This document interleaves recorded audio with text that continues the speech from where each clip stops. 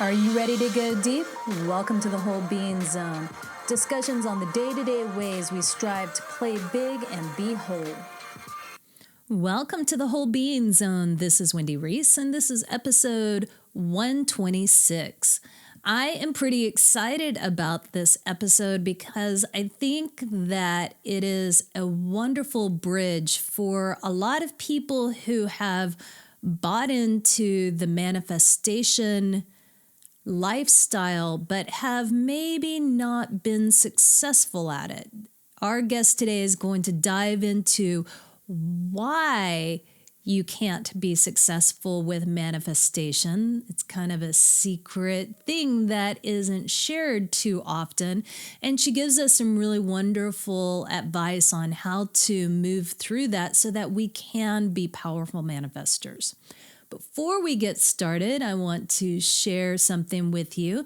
If you are looking for unique gifts for the holidays, check out my page, the 2017 Gift Giving Guide. There's some really unique gifts on there that are all very soulful, and there's some really, really good books on there too. They are gifts for people who are looking to live more authentically, live more beautifully, richer lives in 2017. And you can find those at wholebeing.com/2017-gift-giving. All right, without further ado, let's get on with the show.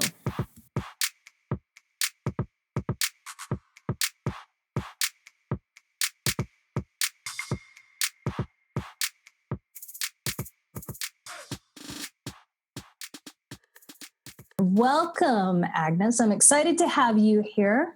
Thank you so much for having me, Wendy. It's a pleasure to be here. So we met in a community that we're both in several months ago, and I was going through a particularly challenging time, and you gave me such great advice that I immediately started stalking you, aka following. And you gave me some part of that advice was around anger. And I knew that I wanted to continue that conversation more publicly because I think it's such an important topic. And not long after I started taking you up on your advice, which was to beat the shit out of something, preferably furniture, and get the anger out. I even made a great playlist for it. I found a little doll, and I'll post a picture in our show notes, called the Damn It doll. And it stays by my desk all the time now, and it has come in quite handy. So that is an awesome prop to have around. It is. And it saves my pillows, the wear and tear. Yes, indeed. So we're going to talk today about anger. We're going to talk a little bit about money. There's definitely a connection between those two. And we're going to talk a little bit about manifesting. So just let's start, though, with how did you get into doing what you do? And maybe share with the listeners a little bit more from your perspective what you do. Sure. Well, I was a therapist for over a decade in private practice, psychotherapy. And in my own life and with my clients, like we would have emotional healing, we would have breakthroughs, but oftentimes those things would happen and then like people would still return to habits. They would still return to feeling unhappy. They would still return to certain like limits and set points in their income, in their ability to receive love, in their ability to make change in their lives. So I knew there was kind of a missing piece that I needed beyond the emotional healing to move forward. And I could see with my clients as well. And that's when I got into mindset work.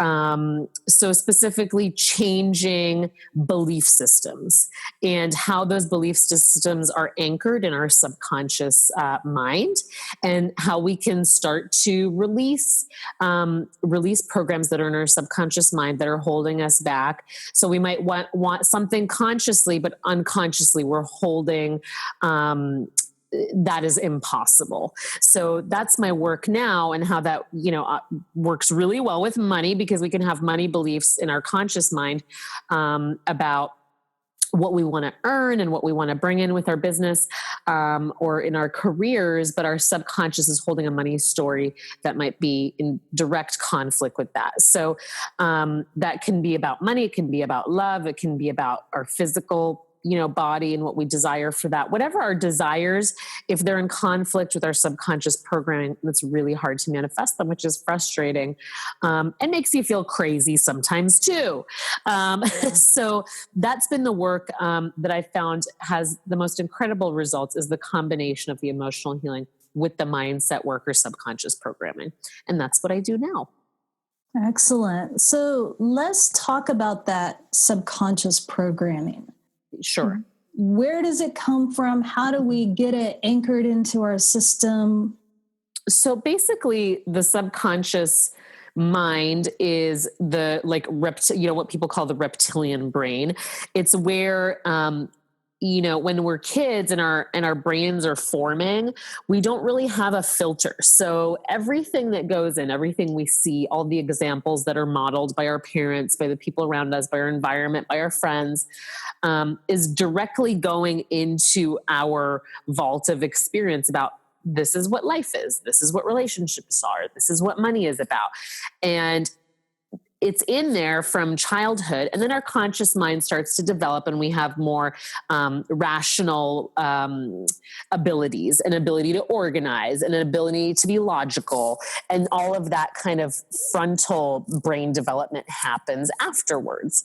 So we don't have that much control over what goes into our subconscious, which is why it can seem really irrational and illogical as adults when we start to look at that. So the way it basically works is, the conscious mind, or what we're thinking about, is creating pictures. It's like the command center. It's creating pictures in our brain that the subconscious is then implementing. So I believe that, for example, your thoughts about money might be that money is for rich people and I'm not a rich person. So subconscious is going to be fulfilling that for you. The conscious thought is creating the picture, and the subconscious is making sure it happens. It's like the conscious is the command center, and the subconscious is just following through on what you're telling it to do. So that's basically how you can think about it. And when you think about it like that, you start to really consider, oh my God, what I'm thinking about, the thoughts that I'm having really, truly are creating my reality. Yeah. So how do you work with people to start becoming aware of those unconscious thoughts? Yeah. So, we look at what is the conflict? Like, what do I want, and why don't I have it? And when we start looking at that, and we start looking at what kind of patterns are showing up in your life around what you want, but versus what you actually have, we start seeing what's actually sitting in the subconscious program. So I might want a loving relationship, but what keeps showing up is, fighting with my partner, or betrayal with my partner. Or I might want to be making, $10,000 in my business, but what keeps showing up is $3,000. So within that conflict or paradox of what we want versus what we have lies your subconscious program. And that's what I start to look at with people. Okay. Why is that happening? Where's the root of that? Where does that come from? And why is it manifesting this way?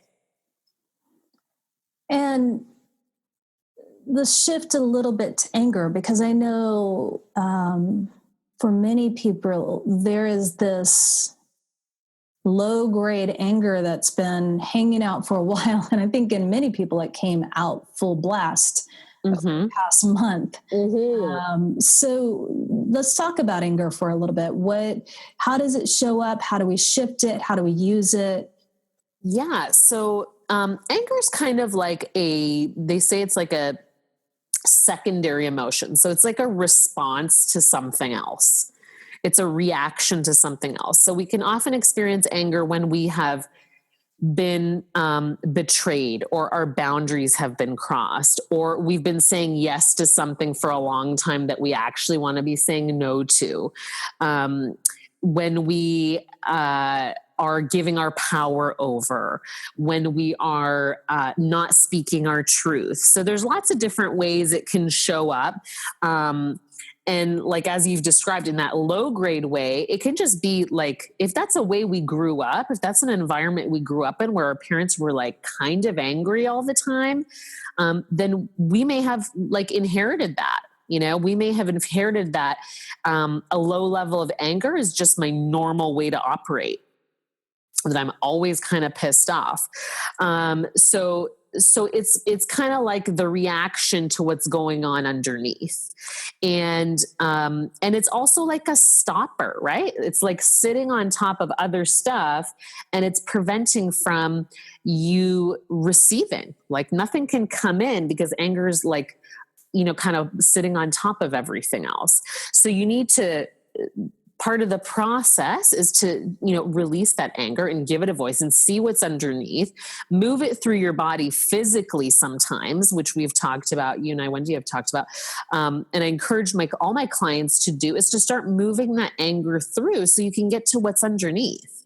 Because underneath might be hurt, might be sadness, and you're blocking the flow. You're blocking anything from coming in with that anger sitting there, kind of semi-dormant, and then getting projected onto other people, right? So if you don't acknowledge your anger, what ends up happening?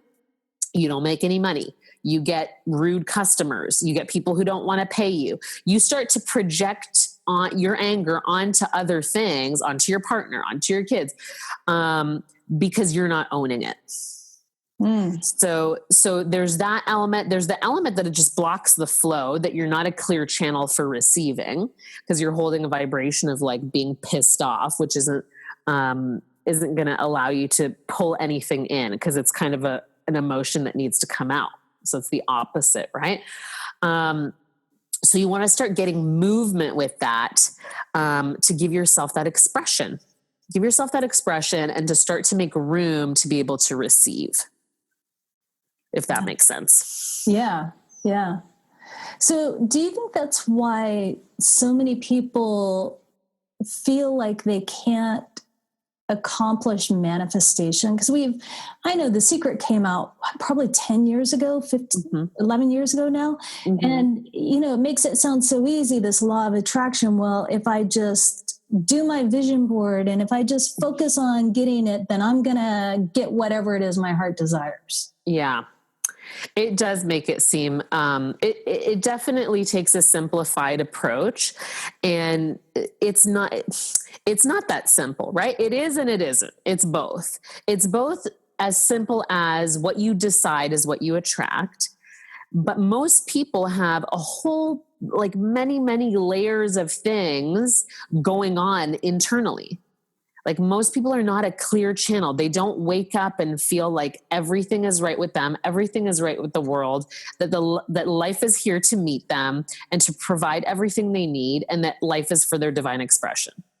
Most people don't wake up, feeling that way, which is, if you do, then fantastic. Then you probably have an easier time manifesting what you want because you're a clear channel. So when you decide, I want to attract this, you do, because there's nothing vibrationally standing in the way of that.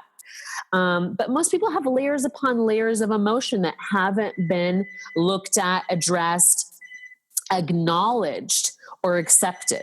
So you kind of have these different layers of things, sitting inside you in your internal life. And the internal is what is creating the external.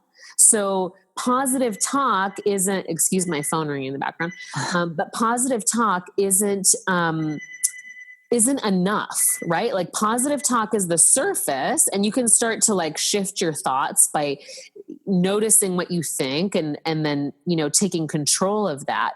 But if you're talking about attracting something and it's not showing up, well, what are you actually feeling? What's the feeling underneath the attraction? Does it feel like that's total BS?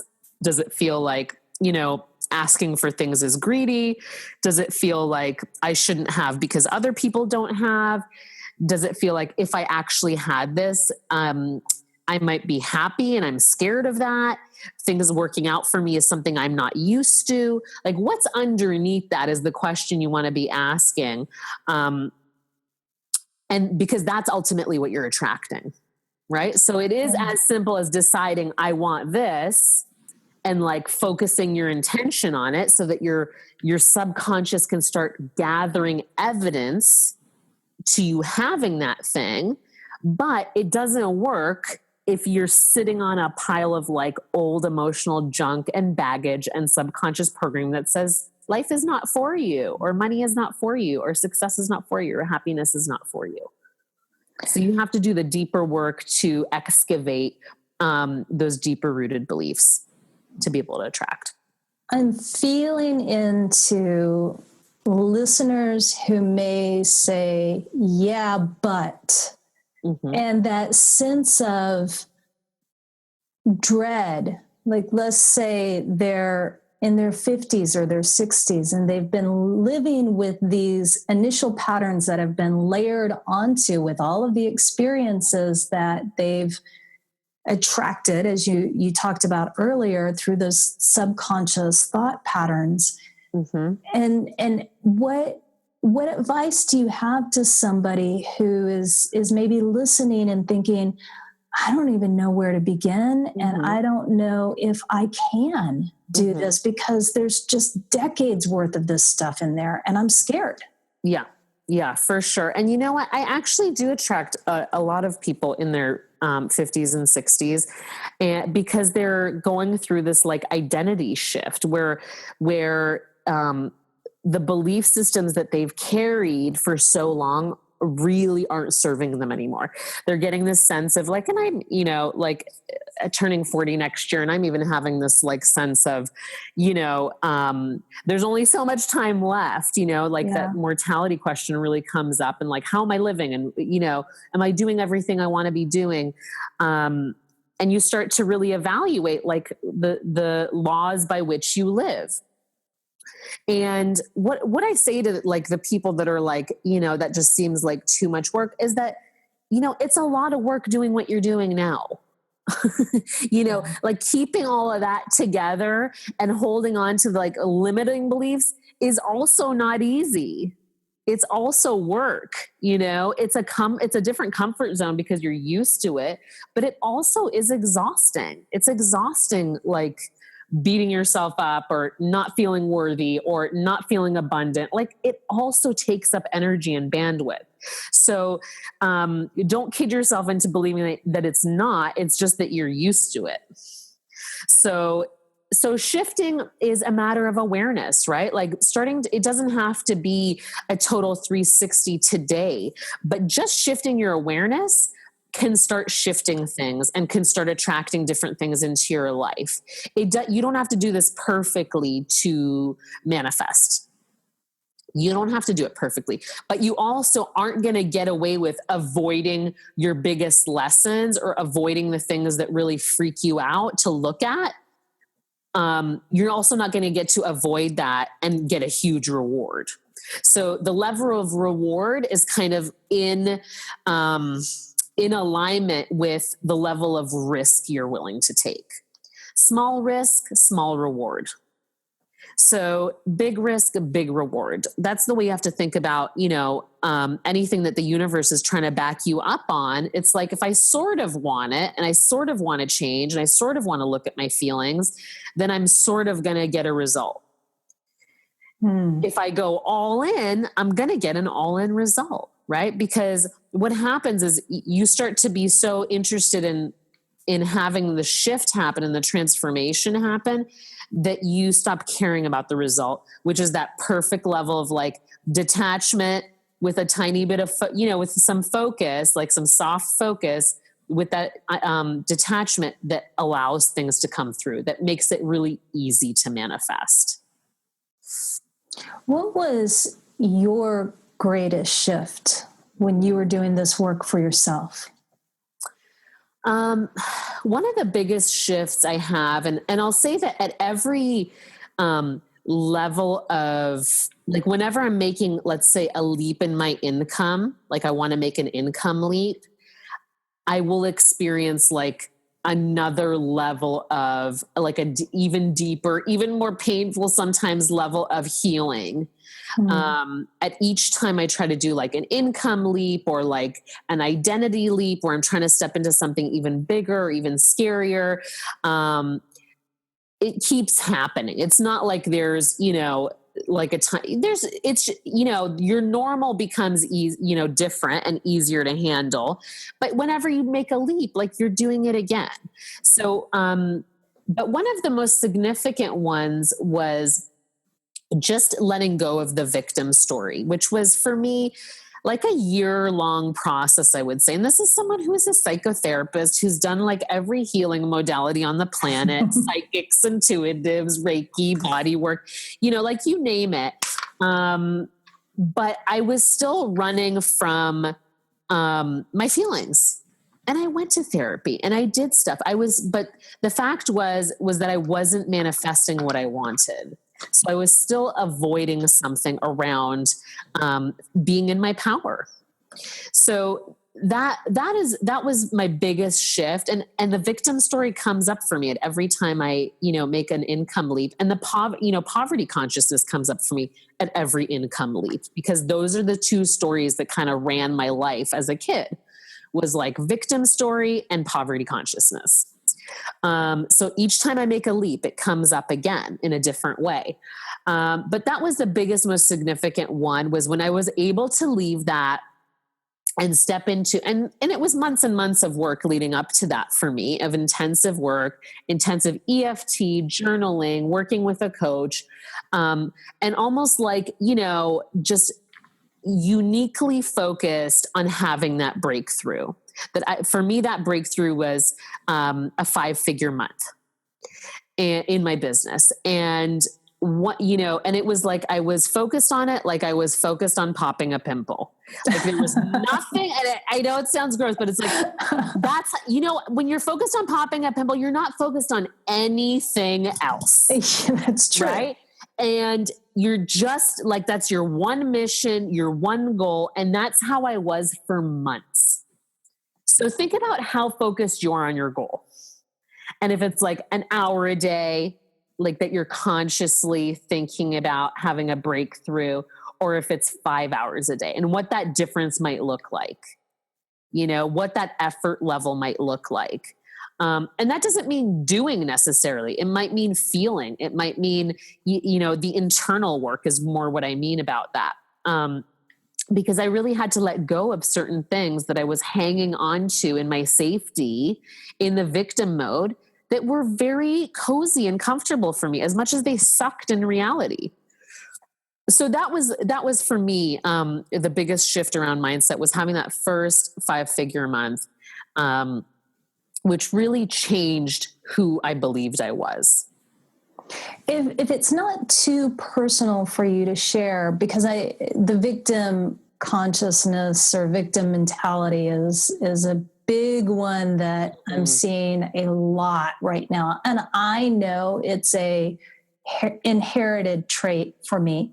Mm-hmm. So I might be just asking this selfishly, and I'm okay with owning that. When you said that you had to let go of the things that were your safety net, your comfort zone, even though they weren't comfortable, what did those look like for you? For me, that looked like,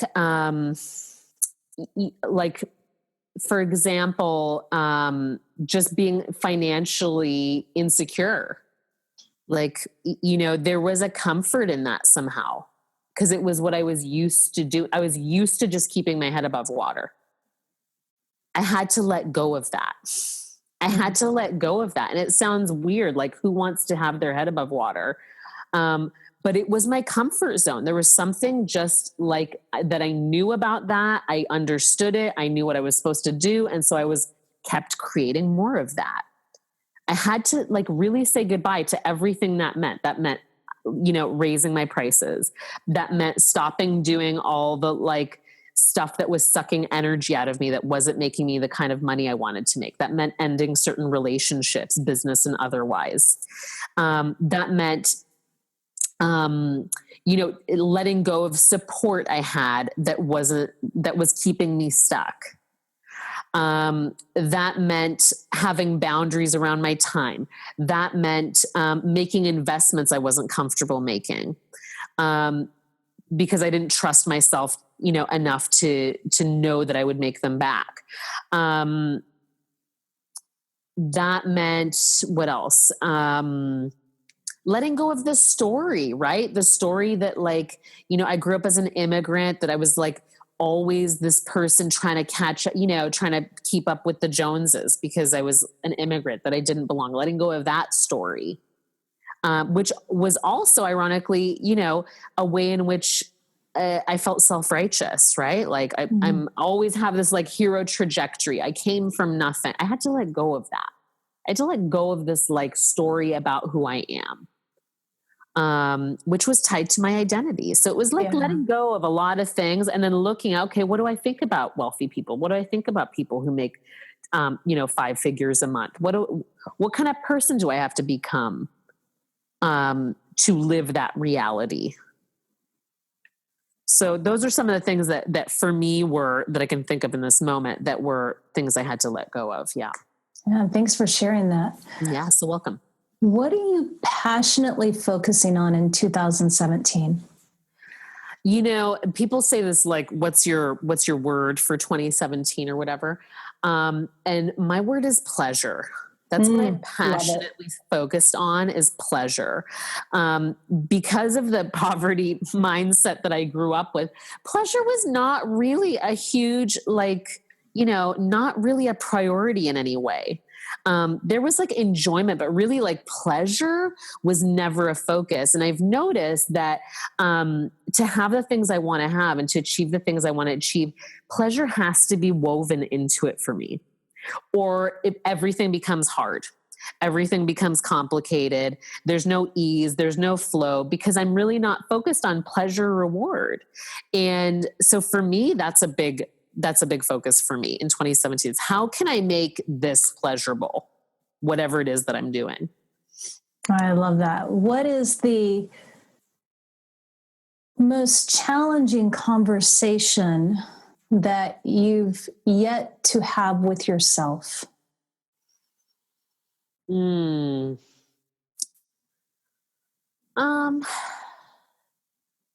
most challenging conversation I've yet to have with myself. I feel like I have a lot of conversations with myself, and I spend a lot of time, in study, in inspiration, in prayer, in, expansion, because that's what I bring to my clients.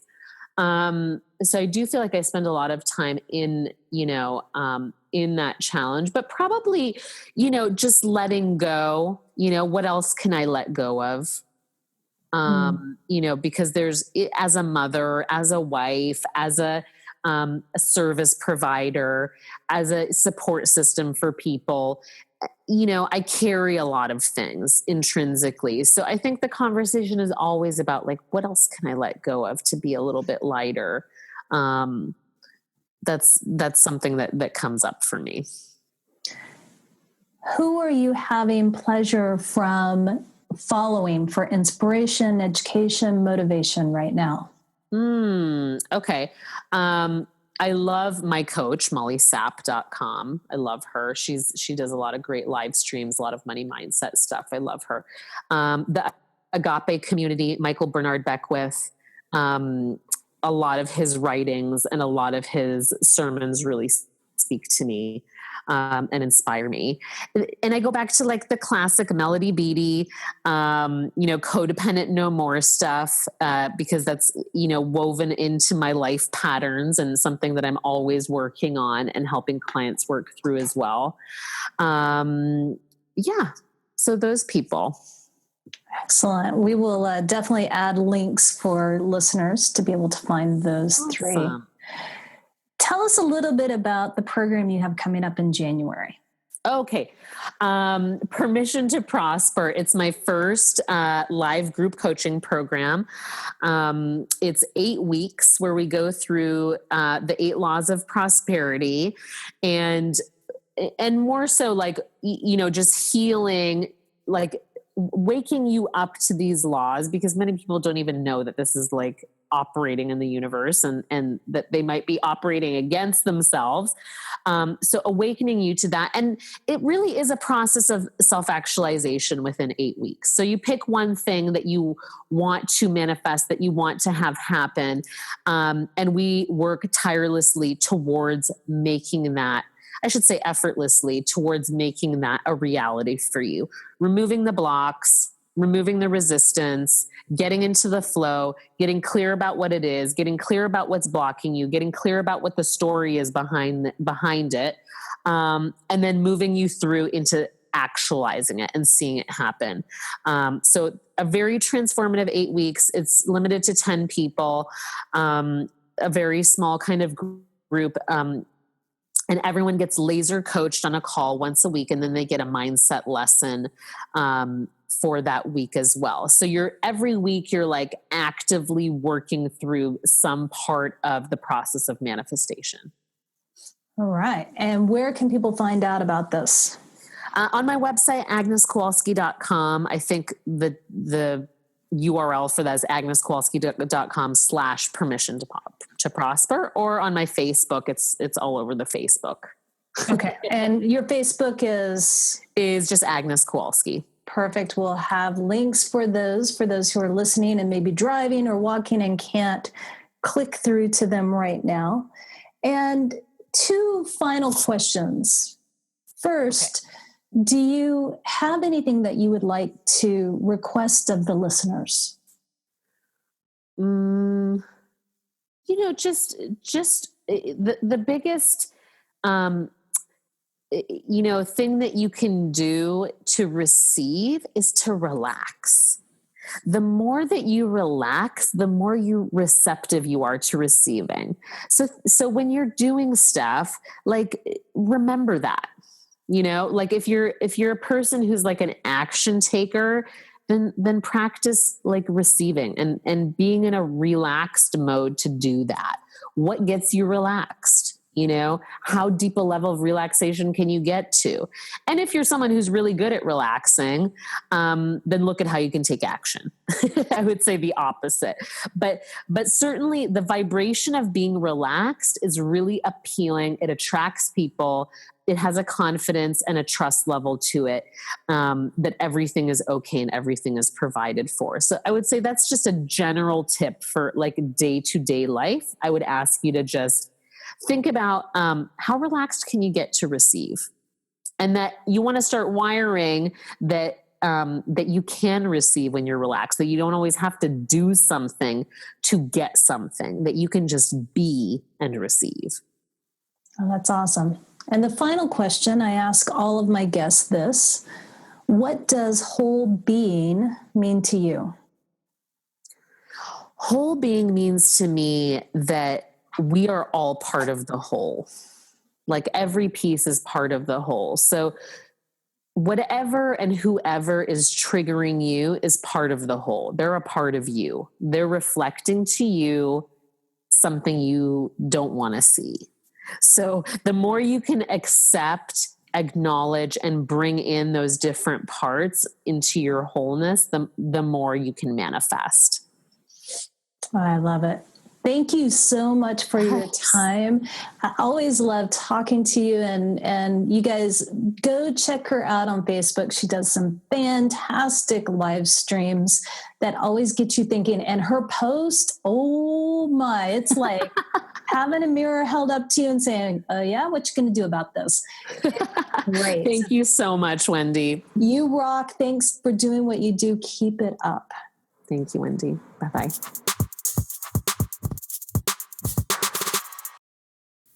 There you have it. I hope you liked today's episode. Be sure to go to our show notes page, wholebeinginc.com/WBZ126 to get those links.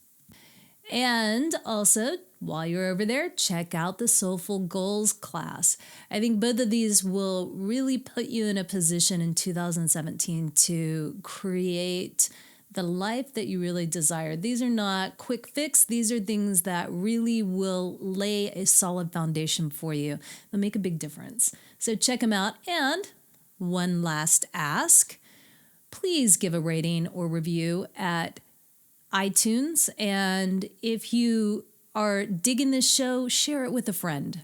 That's how I know that we're offering the kind of information that you're enjoying, and it motivates me to keep going. So until next time, be whole.